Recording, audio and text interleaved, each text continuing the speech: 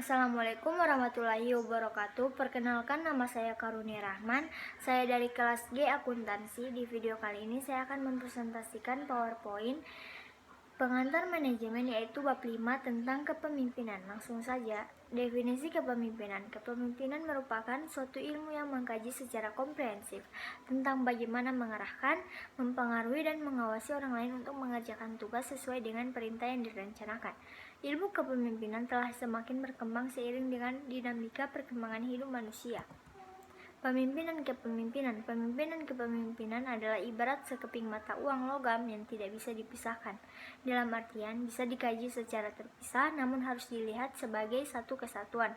Seorang pemimpin harus memiliki jiwa kepemimpinan, dan jiwa kepemimpinan yang dimiliki dari seorang pemimpin tidak bisa diperoleh dengan cepat dan segera, namun sebuah proses yang terbentuk dari waktu ke waktu hingga akhirnya mengkristal dalam sebuah karakteristik.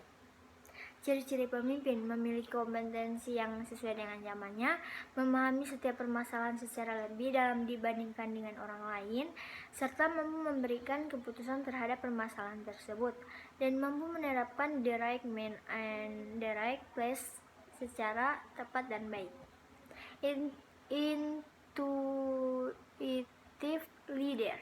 Intuitive leader adalah pemimpin yang gunakan intuisi dalam memimpin dalam menjalankan aktivitas bisnisnya.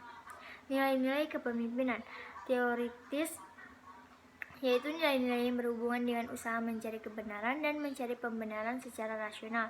Ekonomis, yaitu yang tertarik pada aspek-aspek kehidupan yang penuh keindahan, menikmati setiap peristiwa untuk kepentingan sendiri. Sosial, menaruh belas kasihan pada orang lain, simpati, tidak mementingkan diri sendiri. Politis, berorientasi pada kekuasaan dan melihat kompetisi sebagai faktor yang sangat vital dan dalam kehidupannya.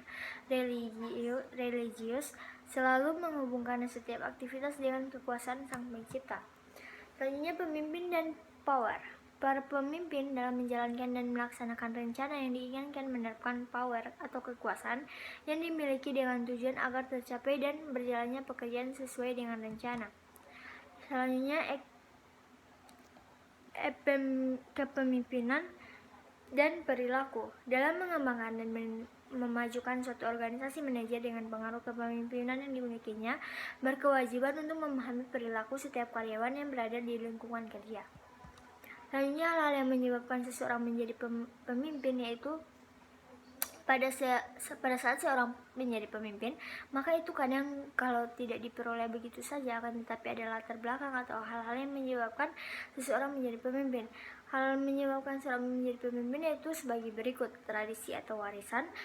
Seorang menjadi pemimpin karena warisan atau keturunan, misalnya raja atau ratu Inggris dan Belanda. Kekuatan pribadi, baik karena alasan fisik maupun karena kecakapannya. Selanjutnya, pengangkatan atasan. Seorang menjadi pemimpin karena diangkat oleh pihak atasannya. Pemilihan. Seorang menjadi pemimpin karena berdasarkan konsep penerimaan atau teori Anda menjadi pemimpin dan kami akan mentaati instruksi Anda. Selanjutnya, pengaruh kepemimpinan terhadap kualitas kinerja. Seorang pemimpin harus mampu mengarahkan bawahannya untuk memiliki kompetensi dalam bekerja, karena dengan kepemilikan kompetensi karyawan tersebut akan mampu mendorong peningkatan kualitas kinerja keuangan perusahaan. Selanjutnya, hubungan pemimpin dan karyawan. Dalam konteks hubungan antara pemimpin dan karyawan atau pegawai sangat dipengaruhi oleh gaya pemimpin yang dimiliki. Ini disebabkan pemimpin memiliki kekuasaan dan otoritas lebih dalam usaha membentuk terwujudnya suatu model manajemen organisasi yang diharapkan. Dan karyawan, ada dua gaya kepemimpinan yang diterapkan, yaitu pemimpinan dengan gaya orientasi tugas atau task oriented, dan pemimpin dengan gaya orientasi pengawal. Dan terakhir itu solusi dalam menyelesaikan masalah dalam bidang kepemimpinan. Ada beberapa solusi secara umum yang dapat diterapkan dalam menyelesaikan masalah dalam bidang kepemimpinan, yaitu membangun dan menghilangkan semangat kemalasan di kalangan para karyawan. Yang kedua, bagi para pemimpin agar selalu melakukan upgrade pada ilmu yang dimiliki. Yang ketiga, pemimpin yang bijaksana adalah yang memiliki jiwa temperamen yang rendah. Yang keempat yaitu pemimpin yang dipilih adalah pemimpin yang jauh dari mental korupsi, kolusi, dan nepotisme. Yang terakhir yaitu pemimpin yang dipilih adalah yang memiliki jiwa dan semangat tidak mabuk atau terlalu cinta pada kekuasaan. Sekian, terima kasih.